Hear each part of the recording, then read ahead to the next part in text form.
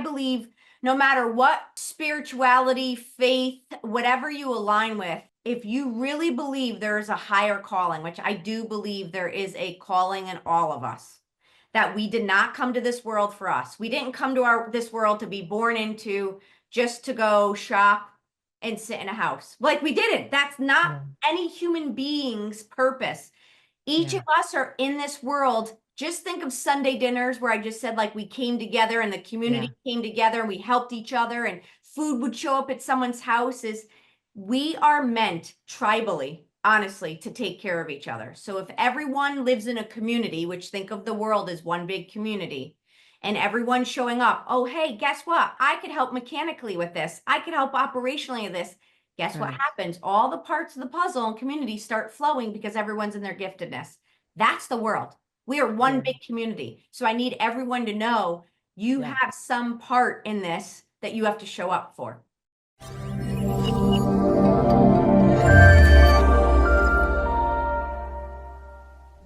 Welcome back to the Dana Grant Show, where I have got Coach Dar in the house today, better known as Darleen Santore, or better known as Coach Dar.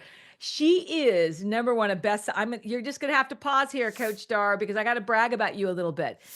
She is a best-selling author of The Art of Bouncing Back, and if you haven't read that book, you're going to need to. She is celebrated as a peak performance, an occupational therapist. I could go on, and our podcast would be over with your list of achievements.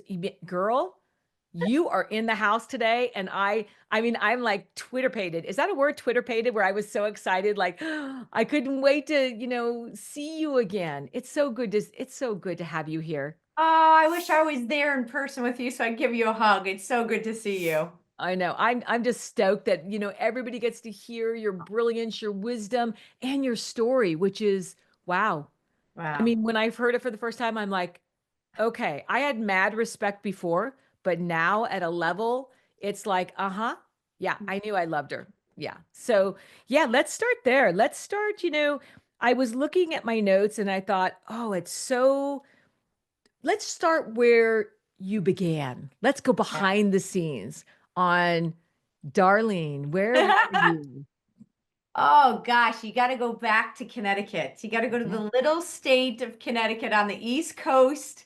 It's where my whole Italian family is. And I always start off sharing that because it really, Yeah. Dana, everyone sees us where we are today, but there Yeah. is always the backstory. It's like, it's why I love the underdog. I love the story of how the becoming of people. And, the only reason we know who anyone is because they kept persevering, they kept going. Yeah. And so I started out in Connecticut, grew up in an Italian family, and we didn't have a lot, but we had those Sundays. We'd go to church, we'd come home, we'd watch the New York Giants, the whole Italian family would come over. There's pasta and sauce cooking, and Mm. everyone just sat around, and then the community would come over, and then you play sports and you play games, but the day went from like 12 until 10 p.m. And that was life for me. It was just we were in a small town and community. It was community. And so while we Mm. may not have had a lot per like the worldly standards, I didn't Mm. know any different. I mean, I knew my Wow. parents financially didn't have a lot, but we had love. Yeah. They're crazy. You hear a lot of yelling, you hear a lot of joking, but our family is like they could be scooching you and you just, picking on each other. And 2 minutes later, you're hugging and you're laughing and you're sharing a meal. So we learned the art of debate really quick. I love that. Always people always ask me because I look Italian. Are you Italian? Because I I might remember. be a little loud or a little bit too much, and I come from a big family, and I'm like, it felt like it. It felt like Yeah. it. Same kind of Yeah. vibe. Lots of going on, and then you make up. You're like throwing things across the table, then you're like, get over it. Get over it already. I love That's that. something I want the world to just do more of knowing, you could disagree and still love someone. Oh You yeah. volley the conversation. You learn that everyone here is passionate about different things. It's what Yeah. makes the world great, which, to be honest, in Mm. all of that, that's what helped me later in life. So I went on to become an occupational therapist, worked in Right. stroke and brain injury unit, neuro and human behavior, neuroscience, human behavior. That's my study. So that's what I'm board certified in. And I thought, Dana, when I was younger, working in the hospital, married my college sweetheart, had a dog, Mm, had this little house, this Cape Cod style house. I was like, I'm yeah. living the American dream according to where I'm Yeah. from. And life was good. And, you have all these dreams ahead of you. I've always been someone that had big dreams and I just wanted to make the world better.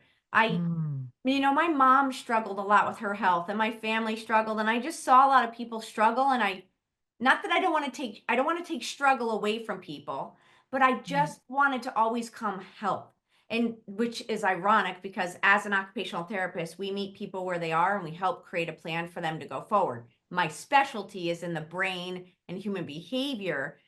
And ironically, at 25, I went to Right. go see a chiropractor and I hurt my back. And that's when they ripped Yeah. the vertebral artery in my brain, and I didn't know when I was bleeding in the brain. And this is the part of the story where I always Yeah. share it. It doesn't, it's a part of my story, but it really did make an impact because I was left with a blood clot in my brain.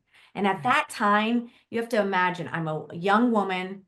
I was told I couldn't have a family because if I got pregnant, it could push the clot, which meant I could die, but the baby could live. And I had to make a decision with my husband at the time.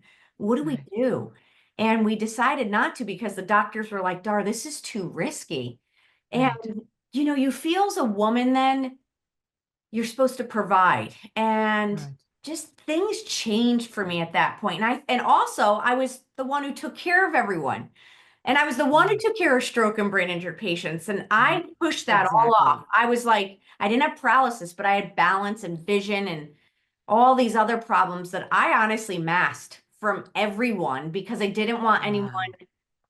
I didn't want help because I wanted to help. And so it felt at 25 like this isn't how the plan's supposed to go. And then Right. I felt like I couldn't provide for my husband at the time in a way that, especially as an Italian woman. So it Right. was a tough time. So what I did, Dana, is I was like, well, I was Yeah. told I could die any day. So let's go fix healthcare. I was like, you know what?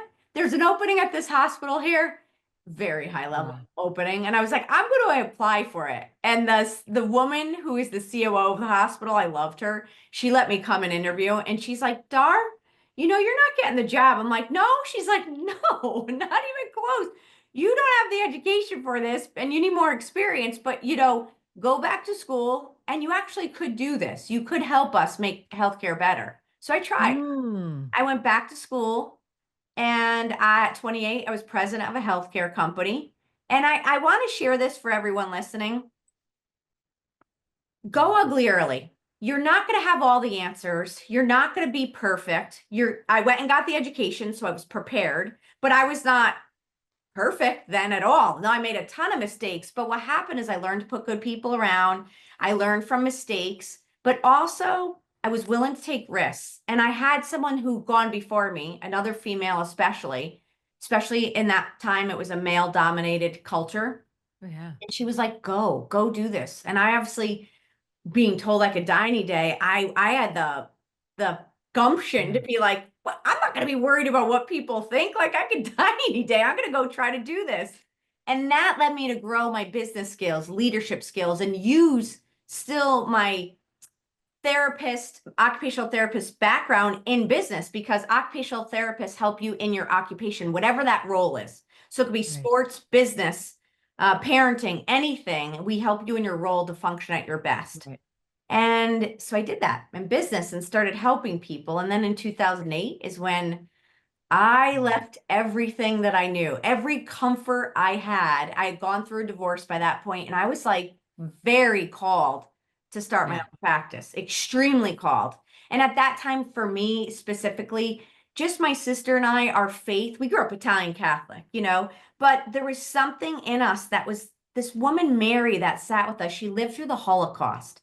And she was the Mm, most beautiful woman, Dana. She had light that you just can't explain. And we would go, what is that? Like, what's this light that you have? what Like, is that? all Yeah. that you endured.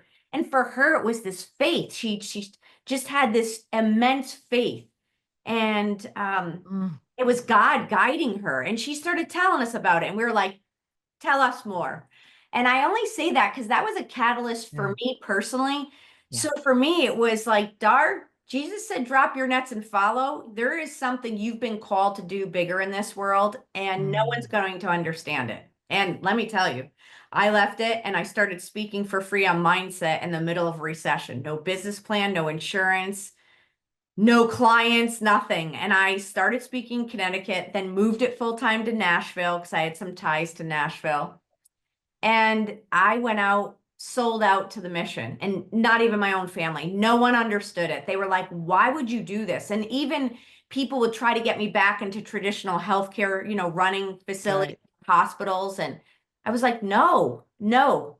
And I would literally try to pick up some per diem hours as a therapist and then at night speak for free. And Dana, I had to go back to my roots and start, like, as far as running when you start your own business, Right. just dig deep. But I believed in it. And then over time, it was women that would bring their husbands to my night of inspiration talks I used to have, these nights of inspiration. And I would I share love that. stories about adversity. I would share about the power of mindset. I would share the stories of my patients.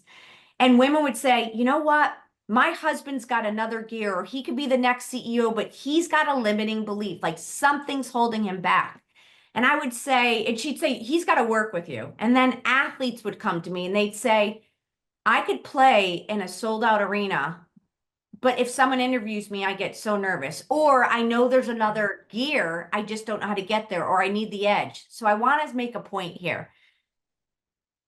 So often people think they have to know exactly the person they're going to work with. And what I will say is when you get good at your craft, it attracts the people who need it.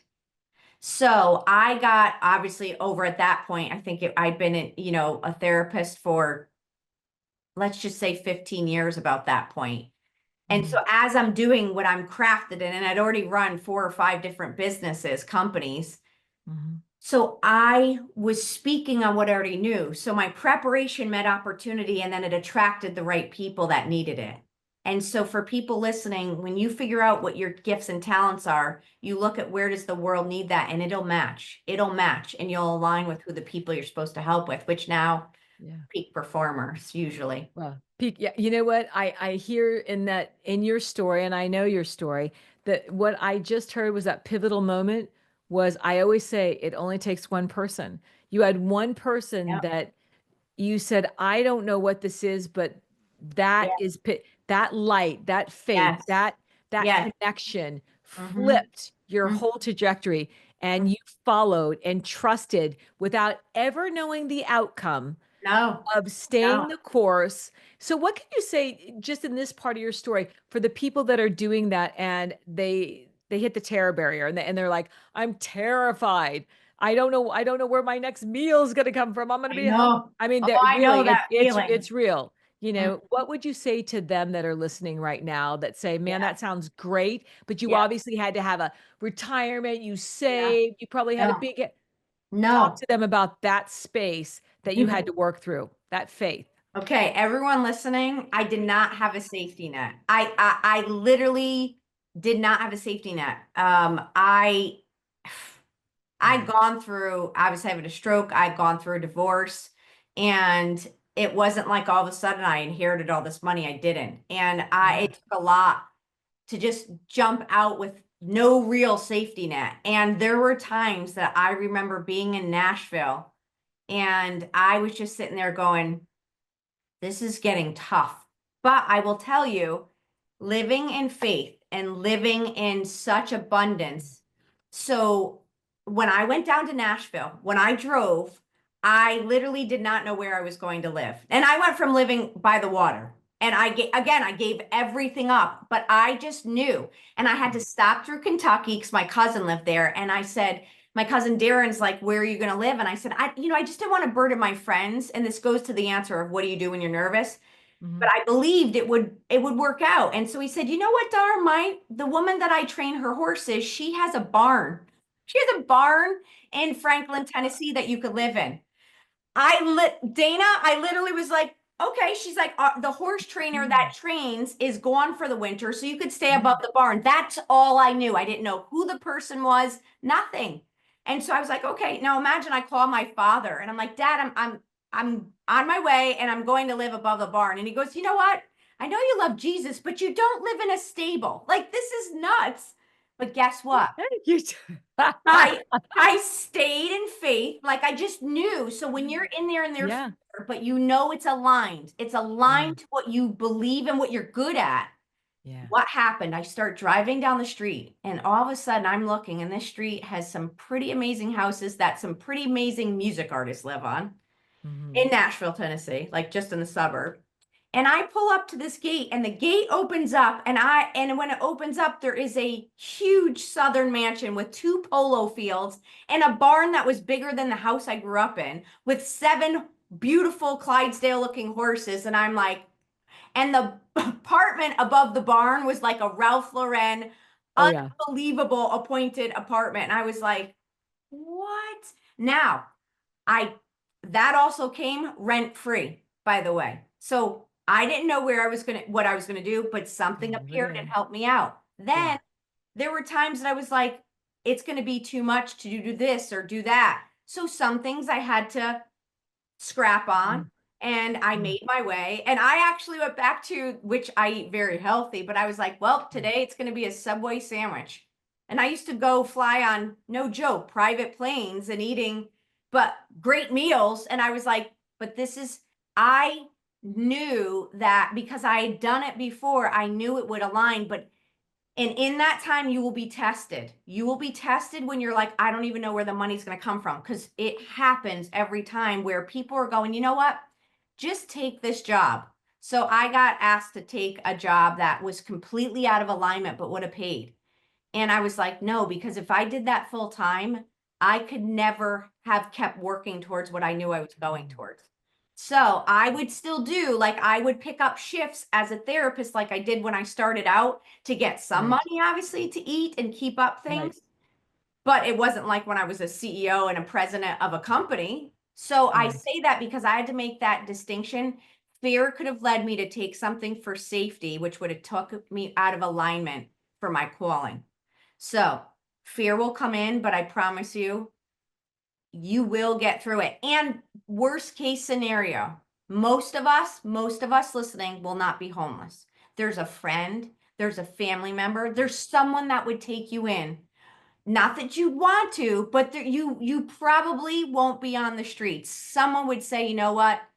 Stay with us for a month or two or whatever. So I'm saying that because I want you to think what is the worst case scenario going after this when you're like, I don't even know how I'm going to Mm. pay for this or how I'm going to eat food. Someone will help you with a meal, Right. honestly. And so it takes you out of the scarcity mindset and puts you into it's all going to work out when it's aligned with your giftedness. I love that. This comes on the heels what you just expressed on a conversation yesterday. It was my last coaching call of enormous anxiety of taking a job not aligned. I mean, vibrating terror of homelessness of I'm never going to eat. Yeah. It's never going to happen. And I could feel viscerally, I could feel their anxiety. And would you say that what you would lean back into, even if they don't have the knowledge and the evidence yet, that what's to come, because I mean, we never know what the future holds, Oh. that faith is what you held on to? Oh, 1,000%. Because I believe no matter what spirituality, faith, whatever you align with, if you really believe there is a higher calling, which I do believe there is a calling in all of us, that we did not come to this world for us. We didn't come to this world to be born into just to go shop and sit in a house. Like we didn't. That's not Yeah. any human being's purpose. Each of Yeah. us are in this world. Just think of Sunday dinners where I just said, like, we came together and the Yeah. community came together and we helped each other and food would show up at someone's house. Is we are meant tribally, honestly, to take care of each other. So if everyone lives in a community, which think of the world as one big community, and everyone's showing up, oh, hey, guess what? I could help mechanically with this. I could help operationally with this. Guess what Right. happens? All the parts of the puzzle and community start flowing because everyone's in their giftedness. That's the world. We are one Yeah. big community. So I need everyone to know you Yeah. have some part in this that you have to show up for. Boy, girl, you're speaking my language. I tell people we are all connected. We are one community. There is no soul and separate division. And of course, I beat that drum a lot on how the ego wants us to believe that. And so we're alone and competitive, which I believe that if the more we help, the more in service, the more gratitude, the more connected, the more expansion, the more money, because money's only going to follow. I have chills. Yeah, It's all over my yeah. body right now. So I mean, everything you were saying, I'm like, amen, amen. I mean, it was so on point. And I think right now the world needs to hear this division, this separation. We are all connected. We have to lean in, not lean out. And what can we do to be Yeah. of more service? It's not all about me. It's not all about you, because I think we're all on our soul has a mission. Oh, And yes. yeah. Yeah. So what is your soul's mission? Oh, it's for sure to wake everyone up to greatness. It's for sure to help people step into their highest calling. I mean, if I was to pass tomorrow, I tell everyone my mission is to motivate, inspire, and awaken greatness in myself and Mm. others globally. Like that's And and you don't say that lightly. Let's no. evolve to, you wrote the book, The Art of Bouncing Back, bestseller. Love that book, boy. But it also tells you had one stroke, but let's evolve a little bit further. What happened later on? Ended up having 3 strokes as I Yeah. went on running businesses, even running my practice. And then I was helping a company, which allowed me to move to Arizona, and had my second stroke. And I remember one morning I went to put concealer under my eyes and I started putting it on my lips. And then I went to Mm. brush my teeth and I started brushing my hair with the toothbrush. And that's what's called motor apraxia. It's a type of neurological dysfunction that happens when something's going on with your brain. Were So you aware it was going on, or yeah, so you knew because I of, just couldn't fix it. Like I knew what yeah, I wanted to do, but my hand yeah, was would not going not, to happen. the motor function wouldn't do what I wanted to do, which being a therapist taking care of patients, that's Yeah. classic sign. Yeah. I was like, oh, sugar, here we go again. And got through that. And then my third one was about 5 or 6 years ago now, and that was my worst one. I was the Phoenix Suns mental skills coach, traveling everywhere with them.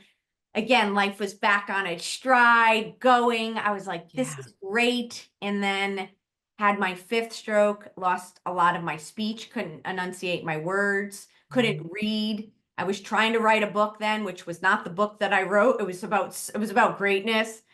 Yeah. And everything had to stop, and I had to rehab myself from that, and it was so hard, Dana. Like, that was where I had to really dig deep into my purpose because it was so Yeah. much harder, and isolating being out here in Arizona in the summer is never fun. It was like, No. and it was getting really hot, Oh, and I had yeah. to stay the whole summer here in rehab, and in Arizona, people leave to get out of heat, so it Yeah. felt very much of a desert in a lot of in my life, Yeah. and then Metaphorically too, yeah. yeah, and ironically, I had the stroke, and then a year later, my mom passes away, and a year later, Right. COVID hits, and a year later, I go through a breakup, and a year later, my father passes away. I mean, it was like boom, Yeah. boom, boom, and then Yeah. 2023, the book comes out, and life's back up on a trajectory, and I'm back in flow again. And but it was, it was like I just Yeah. look at it this way, which is why I wrote The Art of Bouncing Back. We are always going to be this ebb and flow. It's the tide of life. It really is. Yeah. You're being pushed out to sea to go, and then you're being pulled back a little bit, and then you're being pushed out to sea. And it's part of the journey. And I know it's cliche. We have to learn how to ride the waves, but you really Mhm. mentally have to Yeah. start understanding you are an overcomer.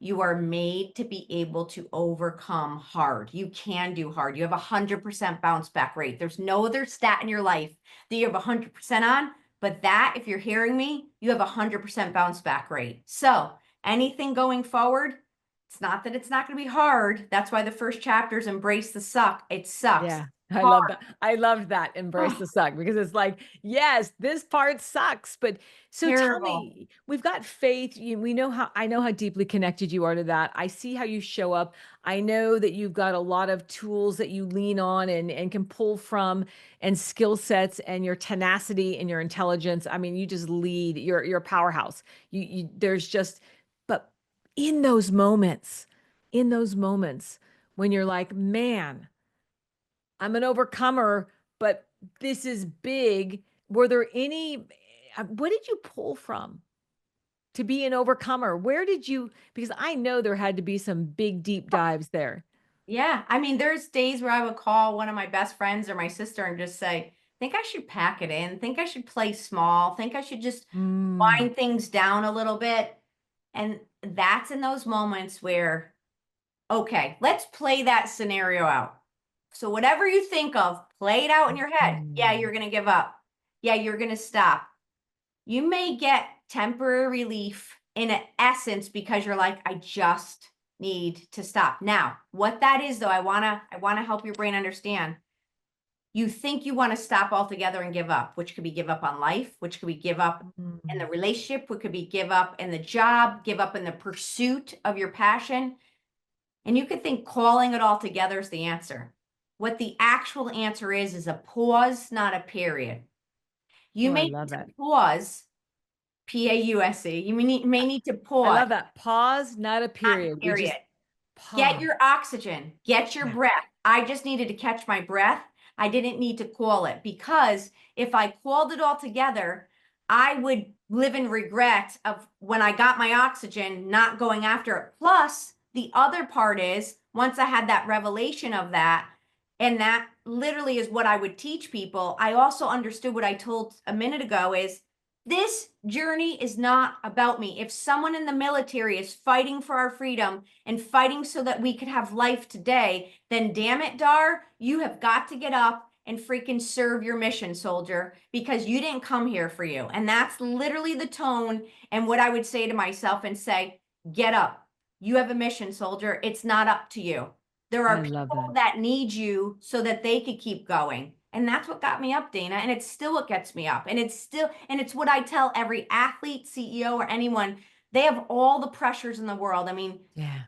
they have everyone hating on them. As soon as you become successful, let me just say, I don't understand why everyone supports you on your way up. And then the moment you Yeah. get to the top, they all want to It take is like you down. Ghostville. It's, You're like, what the hell just happened? Why are you doing that? Why do humans do yeah. that? So Why is that? I don't mean, do yeah, that. why do you think that is?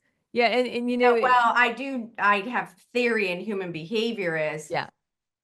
when someone becomes you want to cheer everyone on when they get there and they're doing great, they become a mirror for you.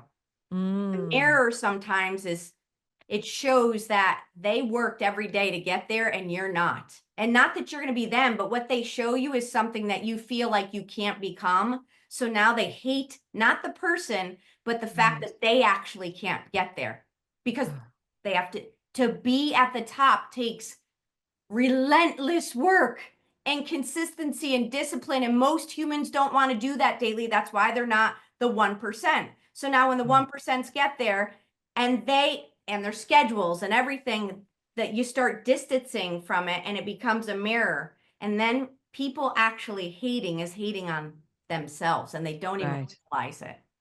right. I always say just stop and let your brain breathe. You know, let your brain breathe, take a detox, just stop overthinking and Cool. reset. You know, reset the neuroplasticity of resetting to what it is you started out doing. I love the way you just mapped that out because Mm. it's so true. And so many people, if they're still in that people pleasing phase or they need that external validation when they get ghost feel, they're going to second guess, am I doing it right? No one loves me. I want to go back. It's like they're going to run back to that like I need to be loved. Yeah, the more I would say, not that I'm any form of celebrity or any of that, but the more growth, the more Sure. expansion, the more success, the more crickets.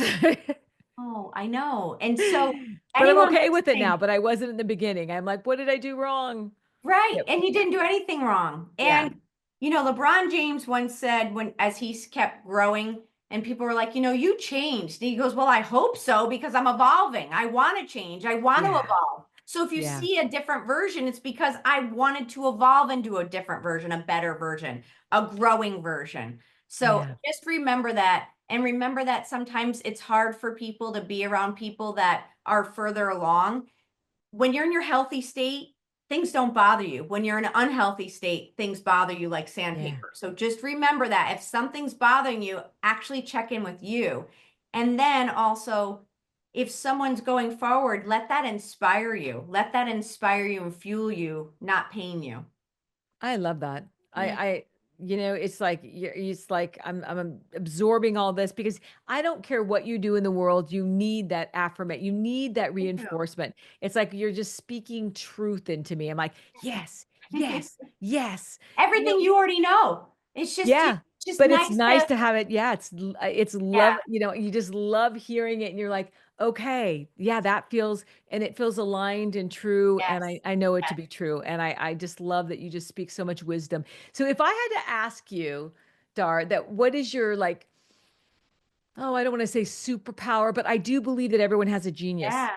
And what do you claim as your genius that you can Mhm. share in the world that people lean into you and say, "Man, this is why Yes. she's my girl." I could see very clearly where people could go before they could see it. Yeah. I really could. I could see quickly where they could go, and also very intuitively I could decipher who can and can't. And not everyone has Mm. everyone has the ability to get there. It's whether they choose to own To it do and do the work. And I could tell by people's mm. mindset, because this became something in the hospital when I was helping people come out of a Yeah. coma and wake up. I would have to write literally a treatment plan, and seeing them one time have such good astute assessment skills.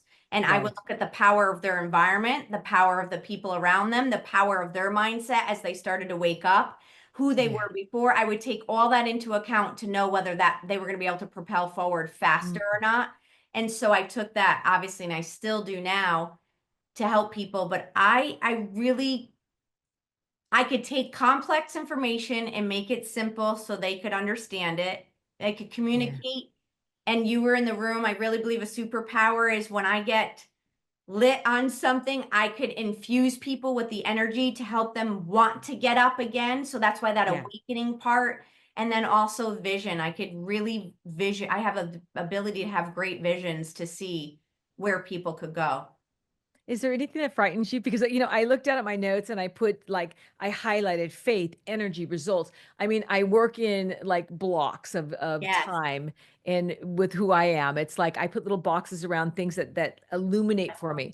And when you illuminated in the room, I mean, it was mesmerizing. I mean, there's some people that come into a room or speakers that come in and wake Yes. you up to speaking to a part of yourself. It could be your shadow self, or it Mhm. could be the part of you that's showing up that needs to rise Yeah. and Yeah. might have trepidation there to do it. So, yeah. Mm-hmm. So, what was my question? I forgot my Do I question. fear something? Do I Yeah, fear? yeah, yeah. Is there anything that frightens you? Not that it would stop you. I have no doubt it wouldn't stop you.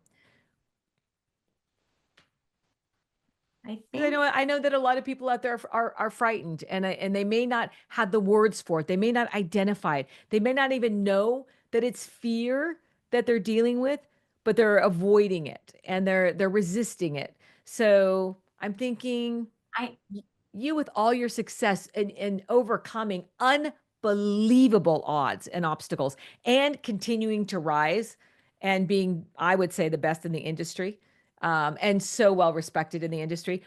Is there anything that really yeah. sets you on your heels and you're like, "Okay, not going" for me, it would be snakes. Ah! If I'm out hiking, like I'm gonna do the Camino, I hope that there's in Portugal, I hope there's no poisonous snakes in Port I'm like Googling it right now. Like, is there snakes or like spiders? I know. Oh, I know. I don't like spiders. Yeah. Like, as far as reptiles, I don't like them. I would say, and scorpions here, no. Oh, yeah. But I would say more of, I think I fear not doing all that I feel called to do by the time I leave this world. And Mm. now, in theory, when you believe alignment and everything, it's all going to happen in the right time. So it'll be exactly how it's supposed to. So I understand that principle. But when I am letting the fear take over rather than the faith and the rationality, it comes to I have this sense of urgency and I want to get to it. And I want to really make sure that I've done everything I could and what go out on empty. Yeah, you are not one to waste time, and I can see I don't even know if this had happened to you if you know, the strokes, if you would have wasted time. I think, I didn't know. I didn't even waste time when I was going. I was no, like, we gotta no. go. We gotta go. We gotta move through it. So the people that are waiting for the perfect moment, the perfect day, the perfect launch, Monday, I'm No. gonna do it all next year. Now's not the what do you have to say to them? Because I feel your urgency and I also feel your message. What can you leave them with that would say, here's I'm lighting the match, it's under you. There's your fire. Burn the ships. My Mm, literally my message is there are certain things that you need to do to be prepared. There are definitely certain things that you have to maybe get somewhat of a skill set around or make the call or set up the LOC or yeah. take the chance or something. So not completely irrational. I'm not so irrational with this. But then the moment that you make a decision, just like you would tell a child if they're starting something, you'd say, listen, you could start this sport or start this hobby or start whatever. And if you don't like it, that's fine, but you're going to Yeah. finish the season But d out, right? yeah. Yeah. Same for everyone listening. If Yeah. you're going to start it. Mm. Commit to it for a year, even. Commit, try it. You will not fail by trying because you'll learn. Your soul will decide, is this for me? Is this not? Do I need to redirect? Is this pinging me in a different direction? But getting into motion will give you the direction, will give you the answers. Sitting on your heels and doing nothing is not going to give you the answers. There's a time to pause, which I said, and reflect and write. And then there's a time for action. And the moment you take action, burn the ships. There is not a plan B. There's the plan A that you're going for and go for it. Because when you have Mm. that sense of urgency, it helps you take action. And then when you take action, you create momentum and you learn by that. You don't learn by just sitting there, never doing anything. You learn by getting up, by failing, by trying, by doing it right and doing it wrong, but you can't learn unless you try. So just try and stop waiting for the perfect day because there is no perfect anything. There's just progress.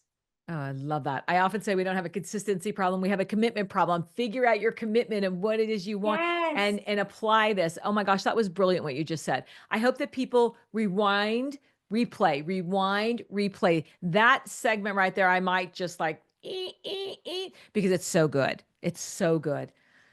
Oh, I thank love spending time with you. I could talk to you all day, but hey, what feels like love to you in your life right now? What feels like love, Dar? oh, the people in my life, the community. Mm, Just my purpose in my community is love. And I feel mm, overwhelmed to have such beautiful people in my life. And yeah. yeah, and to also, I feel very grateful to know my passion because I know how hard it is when you don't know what you're waking up for. That's why I have such urgency for people to really know what you're waking up for. And even when it's hard, because let me just say this, whether I'm working with a NBA, NHL, CEO player, like they know what they're doing, right? Yeah. And it's hard, but at least you know what you're doing. So what I want to say is when you align to your purpose and say that's a nonprofit, say it's helping in your community, but when you get up, you found it, Yeah. it makes the hard better. You could do the hard better because you're in your alignment and your flow. So find your Mm. purpose because then you'll do hard better. Whereas if I got up and said, I want to be a WNBA player, I'm 5'2". That's out of alignment. I could try all day and I'm going to make hard harder, right? So, but when you find it and you know you have it, you feel like you hit the lotto. Ah, I love that. I Yeah. love that. And again, you're speaking it to me as, I get up at 2, 3 in the morning for clients around the world. And people are like, why do you do that? I'm awake before the alarm goes off. It's never, it's like it's my passion. It's what I do. It's like I'm here for it. You know, it's part of my fiber. I love that. I love that you said that because if it's not lighting you up like that, people that are listening, people. I love to say people. Um, find something else, pivot, choose something else. You know, Oh, yes. I always say when people are not stuck, situations may feel stuck, but people, we don't get stuck. I love spending time with you. I just want to be in the room. I want to be in Arizona again with you. Yes, please come visit Yeah. anytime. Hey, tell me what's going on for you. Do you have events coming up? How can people find you? I know they need to follow you. Where are Yes, you the most active? Where can they connect? I'm most active on Instagram. It's a lot. There's a lot of ways we can connect down. I feel like it gets overwhelming. So you'll get snippets more on it's at the Coach Dar, THE Coach Dar, the Coach Dar. Go follow me on there. I put fun stories on. I give tips. You I'm, do. I'm kind of like a dose of Dar every day you'll get from me. And I then, love the car story. And oh the yes, car story. I laughed so hard. It was like what she told a little anecdote about a car. You just got to go follow her to find it. yeah. And then you can go to coachdar.com. That has everything on there. My book, I have a master class on May 1st. If you want to come to Arizona, please come to it. I get to pour into people that I don't normally get to. So Lovely. I only hold a couple of those a year. So Mm. come to that. I have a newsletter that comes out every week. I have a video series, but everything's on coachdar.com. Connect with me, sign up, and let's stay connected and come into the family. Wow, yeah, I feel like I'm home with you. I love your energy. I love your Thank you. heart. I love your soul's mission. I love you. And I, and I love this conversation. I think it just anyone that is out there and that might have been on the fence or might have been struggling or second guessing, I think you just gave them, poured into them. so It's go time. this It's is like your sign. If you're this is waiting this for is your it, sign. this is This the is it. sign. Go. Let's go. Coach Dar, I'm so grateful to have you here today. Thank you for showing up. Thank you Thank for you. doing what you do in the world. Thank you for your tenacity. Thank you for never stopping. Thank you for just being you and sharing your story. I'm so Thank you. grateful. I'm so grateful for you. Same here. All right, everyone, thank you for joining us at the Dana Grant Show. You can follow Coach Dar. I will have all the links for you. And until next time, sending you all so much love.